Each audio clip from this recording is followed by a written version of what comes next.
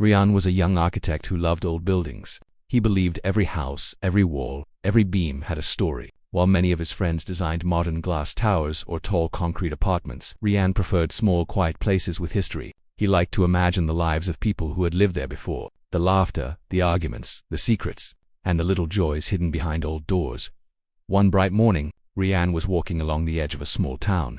The town was quiet, with narrow streets and small houses, each painted in faded colors. Some houses had gardens with flowers that had grown wild, while others had old gates that creaked when the wind blew. At the very end of the town, near a small forest, Rian saw a treehouse on top of a large oak tree. It was not like a usual treehouse made for children. This one looked tall and narrow, shaped like a little tower. The wood was dark and old, but there was a strange charm about it. Its windows were small and framed with carved wood, and the roof looked like it had been built with care. Layer by layer, Rian stopped and stared. The treehouse seemed almost magical. It stood higher than the roof of any nearby house. The oak tree's thick branches held it strong. The sun shone on the leaves, making shadows dance on the walls of the treehouse. Rian felt a little thrill. He knew this was not just a tree. It was a story waiting to be told, a place waiting for someone to care for it again. The townspeople watched him from a distance. Some were old and wise. Some were children playing with sticks in the yard. A few children whispered to each other as they pointed at the treehouse. "It is cursed," one said. "Don't go near it," another warned. Rian laughed quietly to himself. He did not believe in curses. To him, fear came from imagination, not from wood and nails. Rian decided to buy the treehouse. The owner was an old woman named Luma who had lived in the town for many years. She was gentle but tired. When Rian spoke to her about buying the treehouse, she looked at him for a long time. "You want it?" she asked. "Be careful. Some things in this treehouse are not like other houses. It waits." Rian nodded politely. He smiled and said he would be careful. In his heart, he felt curious, not afraid. The sale was completed in a week. Rian carried his tools and small boxes of repair materials to the treehouse the next morning. The ladder to climb up was old and slightly wobbly. When he stepped on the first rung, it creaked loudly. He smiled. "Good, that is normal," he told himself. He climbed higher, feeling the weight of the tree sway gently beneath his feet. When he reached the top, he stepped onto the wooden floor. The boards groaned under his weight. Dust floated in the sunlight like tiny golden sparks. The treehouse was small but full of character. There were 3 small rooms connected with a narrow hallway. One room had a window shaped like a triangle. Another had shelves carved into the walls. The ceiling had beams that curved like the branches of the tree outside. The walls smelled like old wood and rain. Rian breathed deeply. He imagined himself living here for a while, imagining the story of the boy or girl who might have built this place, or who might have spent hours playing in it long ago. At the far end of the main room, Rian noticed a small wooden chest. It was covered in dust, with a locked lid and strange carvings on the sides. The lock looked very old, but Rian tried pulling it anyway. The chest did not open. He felt a strange sense that the chest had been waiting for someone. He placed his hand on it and felt a faint warmth, almost like the chest was alive. He stepped back, thinking that perhaps it was only his imagination. He decided to leave it untouched for now. Rian spent the whole morning exploring the treehouse. He found small scratches on the walls, small carvings hidden in corners, and a tiny drawing etched into the wood of the window frame. It looked like a star, and under it was a small letter N. Rian made a note in his small notebook. He did not know yet who had made it or why, but it was a start. He set up his tools and began the first small repairs. He cleaned the floors, removed broken pieces of wood, and fixed a window that did not close properly. He worked carefully, touching every surface, speaking softly to the treehouse as he moved. He imagined the treehouse as a castle for children. One day, he hoped a child would climb its ladder and look out at the town below, whispering the same words he thought when he saw it. "Mama, it is like a castle." When night came, Rian lit a small lantern. The treehouse looked different in the warm light. Shadows danced on the walls, making the carved shelves seem alive. He sat down with a cup of tea and looked at the city lights far below. Outside, the wind made the oak tree sway gently. Sometimes, the branches knocked softly against the walls, like a quiet song. Rian thought it was beautiful. He heard a small creak and looked toward the chest again. It was still locked. He wondered about the secret it held. Who had put it there? Why had it stayed hidden for so long? Rian's curiosity grew. He knew he would find out one day, but for now, he wanted to make the treehouse safe and comfortable. He promised himself that when he opened the chest, he would be ready for whatever story it held. Rian climbed down the ladder to sleep in a small tent he had set up nearby. The town was quiet at night. Stars covered the sky. The wind moved through the branches, making soft whispers. Rian smiled as he drifted to sleep. In his dreams, he saw the treehouse alive, full of children playing, of laughter echoing through the wooden halls. He dreamed of the boy or girl who had left the carvings, of the old oak tree standing tall and proud, guarding its secret.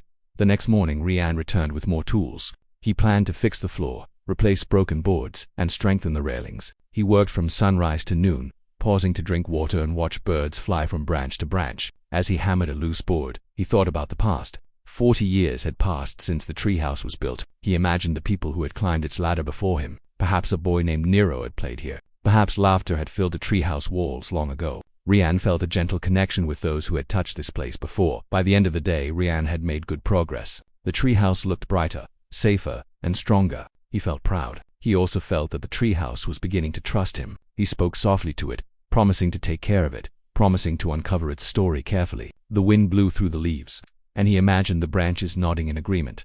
Before leaving, Rian walked to the chest one last time. He touched it gently and whispered, "I will know your secret one day." The wooden lid was cold but firm under his hands. He stepped back, feeling that somehow the chest had listened to him. He did not know the secret it held, but he was ready for the adventure that lay ahead. That night, Rian lay in his tent again. The treehouse stood above him like a small castle, strong and quiet. The oak trees surrounded it with thick branches, protecting it. The stars shone on the roof. The wind whispered through the leaves. Rian closed his eyes and dreamed of the secret waiting inside the chest, of the story waiting to be told, and of the day when the treehouse would feel alive again, full of light, laughter, and joy. Rian did not yet know that the chest held a secret hidden for 40 years. He did not know that a story of loss, hope, and courage waited to be uncovered. But he was ready. His heart was full of curiosity, kindness, and the bravery needed to listen to the past. He had bought more than a tree. He had bought a story, a mystery, and a chance to turn a quiet, lonely place into a castle full of life. Rian had spent a week repairing the treehouse. Every day he climbed the creaking ladder with tools in hand, wiping dust from the old wooden beams, sanding rough spots, and tightening loose planks. The treehouse was beginning to feel more like a home. He added shelves, polished the small triangular window, and even repaired the little balcony at the top. From there, he could see the entire town below, the winding streets, and the small gardens filled with flowers despite the repairs. Something strange had begun to happen at night. The first night it happened, Rian had stayed inside the treehouse to finish a sketch of the new design. He had lit a lantern to see clearly, and the warm glow filled the room, turning the shadows into gentle shapes that danced along the walls. As he sketched, the oak tree outside began to sway even though the wind was calm. The floorboards creaked in a rhythm that matched the gentle sway. Rian looked up, smiled, and whispered, "You are alive, aren't you?" Then, he heard it, a soft, almost musical tapping coming from the far corner of the treehouse. Rian froze. He looked around. The room was empty except for the chest. The tapping continued, delicate and slow. He walked over carefully and put his hand on the chest. The tapping stopped immediately. Rian laughed nervously. He told himself it was the sound of the tree settling. Still, a small shiver ran down his spine. He set the lantern down and finished his sketches in silence. The next night, the sound returned, but it was different. This time, it was a faint whisper. Rian heard a child's voice calling softly, "Help me." The voice was barely audible, almost blending with the rustling leaves outside. He froze again. The wind was calm. There was no one else in the treehouse. He whispered back, "I am here. Don't be afraid."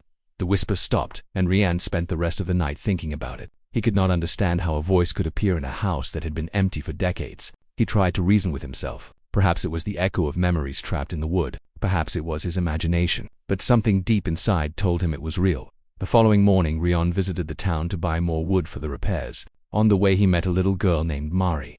She had wide brown eyes and curly hair that bounced as she ran. She held her mother's hand and pointed excitedly at the treehouse. "It looks like a castle," she said. Her mother smiled and gently tugged her along. But Mari's eyes never left the oak tree. Rian smiled too. "Do you think so?" he asked. Mari nodded eagerly. "It is tall and strong. I want to see it." Her mother hesitated but finally agreed, and Mari ran toward the ladder. Rian followed, showing her how to climb safely. As they reached the top, Mari stopped abruptly. She looked around and whispered, "I saw someone." Rian frowned. He looked around carefully. There was no one. The floorboards were empty. The chest sat quietly in its corner, as locked and silent as ever. "Who did you see?" Rian asked gently. Mari shook her head. "A boy. He was small and sad. He waved at me, but then he disappeared." Rian felt a chill run through him. He remembered the letter carved into the window frame, the small star, and the initial N. Perhaps Mari had seen the spirit of the boy who had played in this treehouse decades ago. He did not say this aloud. Instead, he smiled and said, "Maybe he is happy to see someone caring for the treehouse again." That night, Rian decided to stay in the treehouse once more. He wanted to understand the strange events. He placed his lantern on the small table near the window and sat with his notebook. He tried to sketch the patterns of the wood, the beams, and the carvings he had found. Suddenly a soft thump echoed from the chest. Rian looked up. The chest had moved slightly from the wall. He was sure he had placed it carefully before leaving. He walked toward it and gently nudged it back. The thumping stopped. Rian felt the air grow colder. He shivered, not from fear, but from curiosity. He reached out and placed his hand on the chest again. A warm breeze brushed against his cheek, soft and gentle, like a small hand resting lightly on him. He whispered, "I will help you, I promise." The air seemed to settle after that. The treehouse felt calmer, almost peaceful. Rian took a deep breath and returned to his sketches. He stayed up late, listening to the soft creaks of the oak tree and the occasional whispers of the wind. The next day, Rian decided to investigate more about the history of the treehouse. He walked into the town library, a small building filled with dusty books and old records. He asked the librarian, Mrs. Tira, about the treehouse. Mrs. Tira was a kind woman with silver hair and a warm smile. "That tree," she said, raising her eyebrows, "it has been empty for many years. Built by a man who loved his son very much. The boy's name was Nero. He disappeared 40 years ago. People searched everywhere, but he was never found. His father moved away, and the treehouse was left alone." Rian felt his heart tighten. 40 years. No wonder the chest had remained closed all this time. No wonder the treehouse had whispered at night. The boy's presence lingered, waiting for someone to notice. When Rian returned to the treehouse, he felt different. He understood that he was not alone. The whispers, the tapping, and the sudden movements were not frightening. They were signals, a way for someone to communicate. He knelt beside the chest and whispered softly, "I want to help you, Nero. I will find your story." That night, Rian stayed near the window, listening to the wind in the oak tree. He could hear Mari's laughter from earlier in the day echoing faintly in his mind. He felt a soft presence beside him. He could not see it, but he could feel it. It was gentle, shy, and a little sad. The wind moved the lantern flame as if waving hello. Rian smiled. He spoke aloud, "You can trust me. I will take care of this place." The presence seemed to respond, and the air around him grew warmer.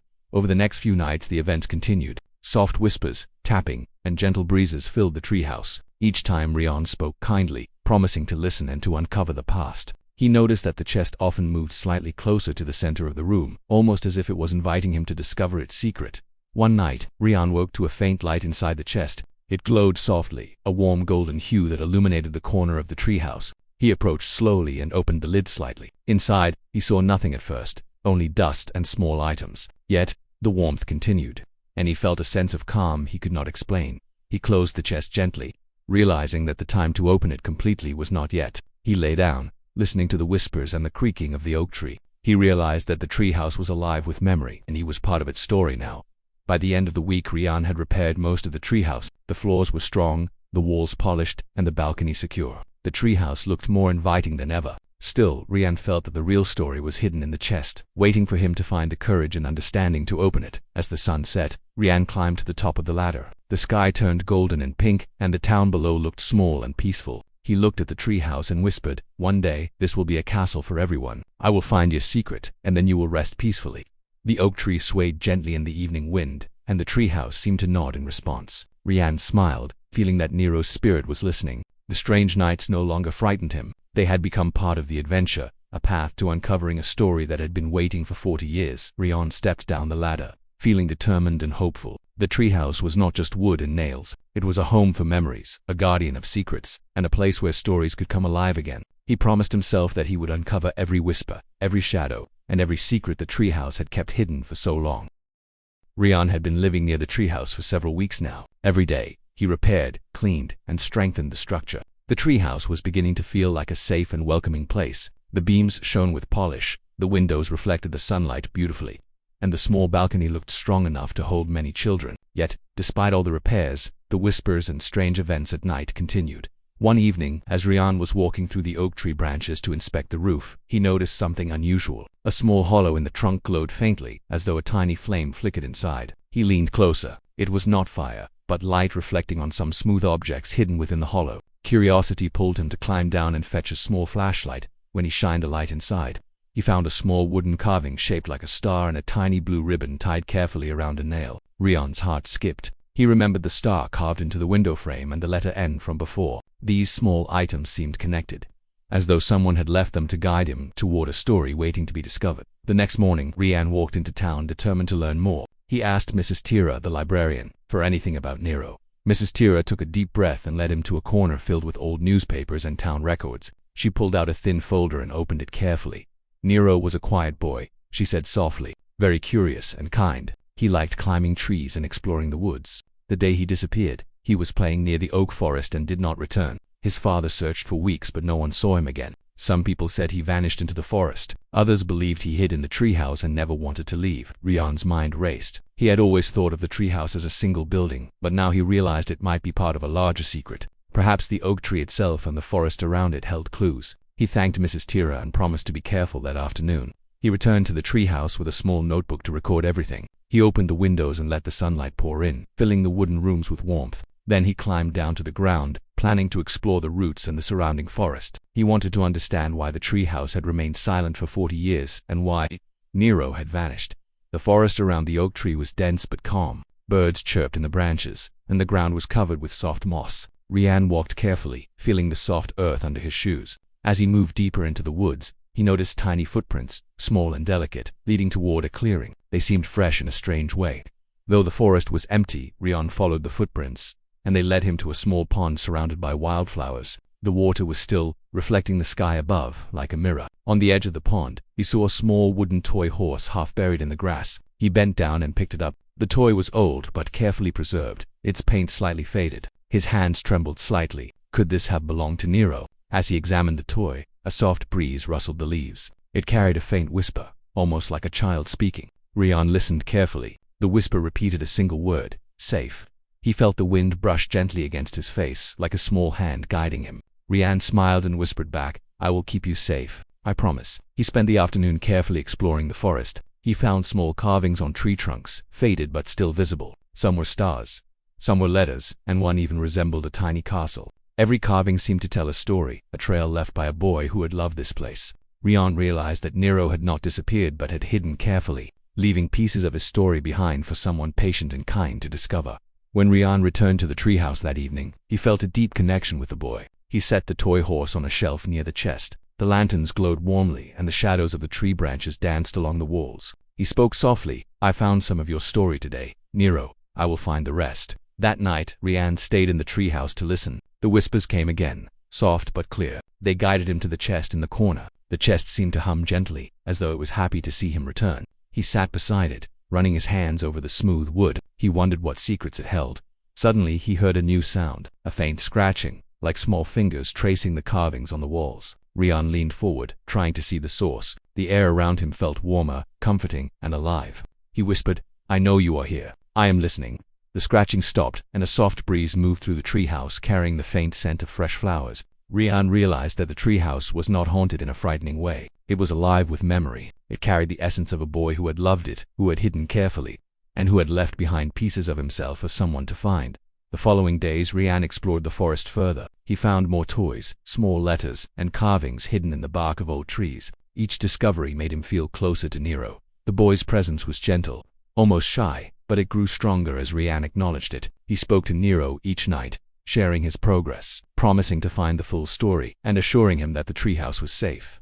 One afternoon, Mari returned with her mother. Mari ran to the treehouse, her eyes wide with excitement. She climbed the ladder quickly and shouted happily, I want to see the castle again. Rian smiled and followed. As Mari entered, she paused and looked at the chest. I hear him, she said softly. The boy, he is happy. Rian nodded. He felt the same warmth and presence he had felt in the forest. The whispers had grown louder, calmer, and more playful. It was as if the treehouse, the oak tree, and the surrounding woods were all connected, holding the memory of Nero together. That evening, Rian sat by the window and wrote in his notebook. He recorded every carving, every toy, and every small clue he had found. The sun set in the sky, painting it with shades of pink and gold. The town below looked peaceful, but Rian's heart was full of excitement. He was uncovering a story that had been hidden for 40 years. A story of courage, curiosity, and a boy who had loved this place deeply as night fell. He lit the lanterns and listened to the whispers. They guided him once again to the chest. The wooden lid seemed to glow slightly in the lantern light. He knelt and touched it gently, feeling a warmth that spread through his hands and into his heart. I will find you, he whispered. Your story will not be hidden anymore. The treehouse seemed to respond. The branches of the oak tree swayed gently, as though nodding. The wind moved through the leaves, carrying a faint, sweet fragrance. Rian felt a sense of peace. The whispers had grown soft, welcoming, and joyful. He understood something important that night. Nero had not vanished out of fear or sadness. He had left pieces of himself in the treehouse and the forest, waiting for someone who would care enough to notice. That someone was Rian. From that night on, Rian felt a stronger connection to the treehouse. It was no longer just a building. It was alive with memory, a guardian of a boy's story, and a bridge between the past and the present. He promised himself that he would uncover every secret, find every clue, and honor Nero's memory with care and love. Rian also promised Mari and the children of the town that one day the treehouse would be safe for everyone, a place where laughter, curiosity, and joy could flourish, a place where the castle that Nero had imagined in his heart would finally come alive. And so, Rian's days continued, filled with careful exploration, repair work, and gentle discovery. Every night, the whispers guided him. Every day the treehouse grew stronger, brighter, and more welcoming. The oak tree, the forest, and the chest seemed to hold their breath, waiting for the moment when all secrets would be revealed. Rian did not yet know what the chest held, nor did he know the full story of Nero's 40-year secret.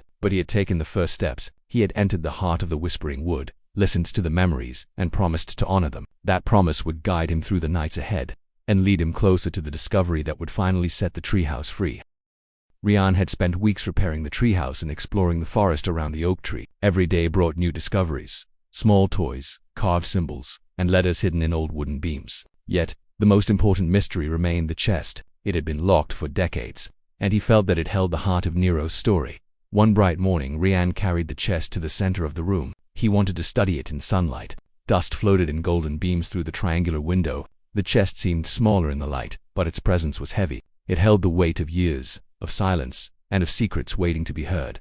Rian examined the lock carefully. It was old but intricate. No tool he had tried could open it. As he traced the carvings with his fingers, he noticed something he had missed before. On the side of the lid was a small symbol, leaf with delicate lines etched into the wood. It looked like the leaves of the oak tree outside. Rian pressed gently on the leaf. A faint click echoed in the room. The chest lid lifted slightly, as if it had been waiting for him to find the right touch dot inside.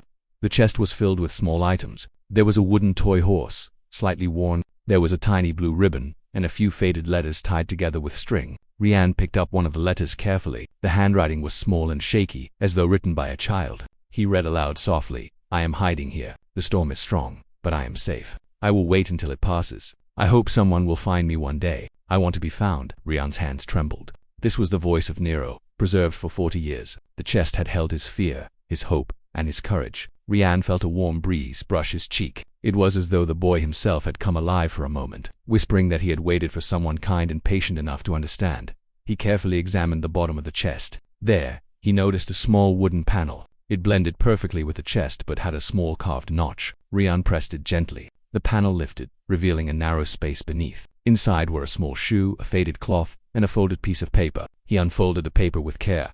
The note was short but powerful. It explained that Nero had been afraid one stormy night. He had climbed the oak tree and hidden in the treehouse to protect himself. His father had searched for him but could not find him. Nero had left small toys, carvings, and letters to mark his hiding place, hoping that one day someone would discover the truth and keep him safe. Rian sat down and took a deep breath. He had uncovered the secret that had been locked away for 40 years. The chest had held the story of a boy's fear, hope, and courage. It was not a sad story. It was a story of resilience and love. The treehouse had been a sanctuary, a place where Nero felt safe, and it had waited for someone to honor it. That evening, Rian invited Mari to the treehouse. She ran up the ladder eagerly, her eyes shining with excitement. When she saw the chest, she paused. "I hear him again," she whispered softly. "The boy, he is happy now." Rian nodded and opened the chest fully for her. They examined the items together, the toy horse, the blue ribbon, and the letters. Mari smiled and carefully held the toy horse. "He trusted you," she said softly. "You listened." The air in the treehouse felt warmer, as if the oak tree itself was breathing a sigh of relief. The whispers that had filled the room for weeks had grown softer, gentler, and more joyful. Nero's spirit seemed at peace. The chest had shared its secret, and now it could rest quietly. Rian decided to display some of the items carefully in the treehouse. The toy horse sat on a small shelf near the window. The letters were placed in a box for visitors to read. Every object became a part of the story, a reminder of the boy who had once hidden and waited for someone to understand. The next morning, Rian returned to the forest. He wanted to leave small markers so children who visited the treehouse could find them safely. He placed tiny carvings on tree trunks, tied ribbons around branches, and placed small toys in clear spots. The forest seemed alive, welcoming the new stories that would soon unfold. Mari joined him again. She carefully placed a small wooden star on a branch where it caught sunlight. "He will like this," she said. "He will see it." Rian smiled. He realized that the forest, the oak tree, and the treehouse were now connected in a new way. They were a living memory of Nero's courage and hope. That evening, Rian sat in the treehouse, listening to the soft whispers. He spoke to Nero's spirit gently. "You are safe now," he said. "Your story is told. The treehouse is alive with your memory. Children will come here and play. They will laugh and feel happy. You are not alone anymore." The branches of the oak tree swayed gently outside. The leaves brushed against the walls, creating a soft music. The treehouse seemed to glow with warmth. The chest sat quietly in the corner, no longer heavy with secret weight. It had shared its story, and now it could rest. Over the next few days, Rian worked on making the treehouse ready for visitors. He repaired the ladder fully, polished every surface, and added small benches for children to sit. He wanted the treehouse to feel safe, welcoming, and magical. He remembered Mari's words, "It is like a castle." That idea stayed in his mind. The treehouse would become a castle for everyone, filled with light and laughter. Rian also placed the letters, toys, and carvings carefully inside the treehouse. Each piece told part of Nero's story. Visitors could see them and imagine the boy who had once hidden there. The treehouse was no longer silent. It had become a place of memory, a place where stories could be discovered, a place where the past and present met. One night Rian stayed late in the treehouse. The lanterns glowed warmly, and the oak tree swayed gently outside. The whispers were soft, playful, and peaceful. Rian realized that the chest's secret had changed everything. The treehouse was alive in a new way. It was no longer a place of fear or mystery. It was a place of love, courage, and hope. He looked around at the polished floors, the repaired walls, and the small objects from the chest. The air was calm and warm. Rian whispered, "Your story is safe, Nero. You are remembered. You are not forgotten." The treehouse seemed to respond. The branches moved gently, almost like a nod. The wind carried a faint, sweet fragrance, like flowers blooming in the forest. Rian felt peace in his heart. He knew that Nero's spirit was finally at rest, and the treehouse would continue to hold his story for generations to come. From that day on, Rian invited children from the town to visit the treehouse. They climbed the ladder eagerly, ran through the rooms, and imagined it as a castle. Mari often came, holding the blue ribbon from the chest or the small wooden star, placing them in spots where they would catch sunlight. Parents were happy to let their children play there. They could feel the warmth, the calm, and the magic of the place. The story of Nero was shared in small ways, through letters, carvings, and gentle whispers. The treehouse had become a living memory, a bridge between the past and present. Rian often sat under the oak tree in the evening, looking at the treehouse. He smiled as he saw children laughing and playing, and he whispered again to Nero, "You are safe, and your story is alive. Your castle is filled with joy now." The oak tree swayed in response. The treehouse, once silent and heavy with secrets, now carried the laughter, courage, and memory of a boy who had waited 40 years to be understood. Rian felt proud. He had uncovered the secret, honored it, and created a place where the past could live alongside the present. The chest in the corner no longer seemed mysterious. It had shared its story, and now it rested quietly, a keeper of memories, a symbol of hope, and a reminder that patience, kindness, and care could uncover even the deepest secrets. Rian realized that the treehouse had not only been a home for Nero but also a teacher for him. It taught him the value of listening, understanding, and caring for the stories hidden in old walls, trees, and hearts. And so, the treehouse stood, alive with memory, light, and joy. Its secrets had been revealed, and its story would be shared for years to come. The oak tree wrapped around it protectively, and the forest whispered gently, celebrating the courage of a boy who had waited for 40 years to be remembered. After weeks of work, the treehouse had transformed completely.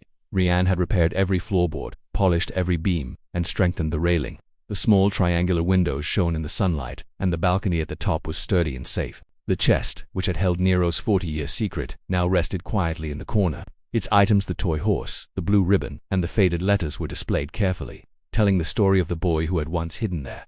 Rian smiled as he looked around. The treehouse no longer felt lonely. It carried warmth, life, and memory. Every plank, every carving, and every small item told a story. He felt a deep connection to the boy who had hidden there, to the tree, and to the forest surrounding it. The oak tree stood tall, protective, and strong, as if it had waited for this moment for decades. That morning, Mari and her mother came to visit. Mari's eyes lit up as she climbed the ladder. She ran through the treehouse, touching the shelves, peeking out of the windows, and smiling at the little wooden toys. "It is like a castle," she said, her voice filled with awe. A real castle, Rian smiled. That had always been his dream. He had imagined the treehouse as a castle for children, a place of imagination, laughter, and joy. Now, after uncovering the secrets and restoring the treehouse, it felt complete. He showed Mari the items from the chest. The toy horse sat proudly on the shelf. The letters and the ribbon were displayed carefully. Mari's eyes widened as she read a letter aloud. "He was brave," she said. "Even when he was scared, he stayed safe in the treehouse." Rian nodded. "Yes, and now his story is here for everyone to see. He waited a long time for someone to care, and now we can honor him." Over the next few days, more children from the town came to visit. They climbed the ladder with laughter in their voices and ran through the small rooms, pretending to be knights, explorers, or princesses. Mari guided them carefully, showing them the toy horse and the little carvings in the walls. Rian watched from the balcony, feeling proud. The treehouse had become more than wood and nails. It had become a living memory, a castle filled with stories. Parents joined in as well. They brought snacks, sat on the benches Rian had placed, and watched their children play safely. Some of them remembered the stories of the missing boy, Nero. Others had heard whispers about a cursed treehouse. Now, they saw it differently. The laughter, joy, and care inside the treehouse replaced fear with warmth. One evening Rian sat by the window, looking at the sunset. The sky glowed with shades of orange and pink. The forest surrounding the oak tree was calm, and the town below looked peaceful. The air carried the faint scent of wildflowers, and the branches of the oak tree swayed gently in the wind. Rian felt that Nero's spirit was finally at peace. Mari climbed up and sat beside him. "Do you think he can see us now?" she asked softly. "I think he can," Rian replied. "He is happy. He trusted us, and now his story is alive." Mari smiled and held the blue ribbon from the chest. "Then we should make sure everyone knows about him, about how brave he was." Rian nodded. They decided to create a small display in the treehouse, showing the letters, toys, and carvings with short notes explaining Nero's story. Visitors could read, learn, and remember. It became a place of history and imagination, where children, who could play, and adults could remember the courage of a child who had waited patiently for 40 years to be understood. The treehouse quickly became popular in the town. Children came every afternoon after school. Some brought small drawings or letters, inspired by Nero's story. Mari helped guide them, showing them the carvings and explaining the little secrets hidden in the walls. Parents watched from below, smiling at the happiness surrounding the oak tree. One day, a group of children discovered a small hidden space under the floorboards. Rian had already found it weeks ago, but they did not know it. Inside they found small toys and carvings left by Nero. They carefully added their own small items as well: a carved star, a ribbon, a tiny wooden figure. The treehouse became a place where the past and present met. The whispers of Nero's memory merged with the laughter of children playing. Rian often sat under the oak tree, sketching new ideas for the treehouse. He wanted to make it more comfortable, add small reading nooks, and create safe areas for climbing. The treehouse had already become a castle for the town's children, but Rian wanted it to continue to grow, just as Nero's story had grown over the years. The oak tree seemed proud. Its branches stretched over the treehouse protectively. The leaves rustled gently, as though speaking a quiet blessing. The forest around it felt alive, full of memory, life, and gentle magic. One evening Rian noticed something new. A small group of fireflies had gathered around the treehouse. They danced in the warm air, moving in patterns that looked like tiny stars. Rian watched them, mesmerized. He whispered to Mari, who was sitting beside him, "It is as if Nero is telling us that he is happy." Mari nodded. "Yes, it is beautiful." Rian smiled and thought about the journey. He remembered the first day he climbed the ladder, the creaking boards, the dust, and the locked chest. He remembered the whispers at night, the faint presence of the boy, and the fear mixed with hope. He had discovered the chest, the letters, the toys, and Nero's secret. He had explored the forest and followed the small clues left behind. And now the treehouse was alive, full of laughter and stories. The children called it the castle now. They ran up the ladder, waved from the balcony, and played in the rooms, imagining great adventures. Mari often told them about Nero, about his courage, and about the importance of patience and care. The oak tree, the treehouse, and the surrounding forest had become a place of learning and imagination, where the past could teach and inspire. Rian often stayed late, watching the sunset through the triangular windows. The light filled the room with warm colors, turning the wooden walls golden. He thought of Nero and whispered softly, "Your story is alive. Your castle is filled with joy. You are remembered, and you are safe." Sometimes, when the wind blew through the branches, he thought he heard a faint whisper of thanks. He smiled, knowing that the boy's memory had finally found peace. The chest no longer held secrets, the forest no longer held silence, and the treehouse no longer held fear. It had become a home, a castle, and a living story for everyone who visited. The town celebrated the treehouse as a special place. Families came on weekends, and children wrote small letters to leave in a special box Rian had placed inside. They carved small stars and hearts into soft wood pieces, just like Nero had done. The treehouse grew with each passing day, carrying memories, laughter, and courage. Rian realized that the treehouse had given him more than work or adventure. It had taught him patience, kindness, and the importance of listening.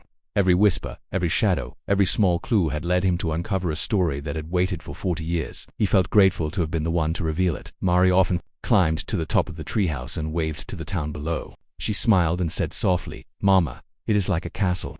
Her mother smiled back, proud to see her daughter happy. Rian watched, feeling a warm sense of fulfillment.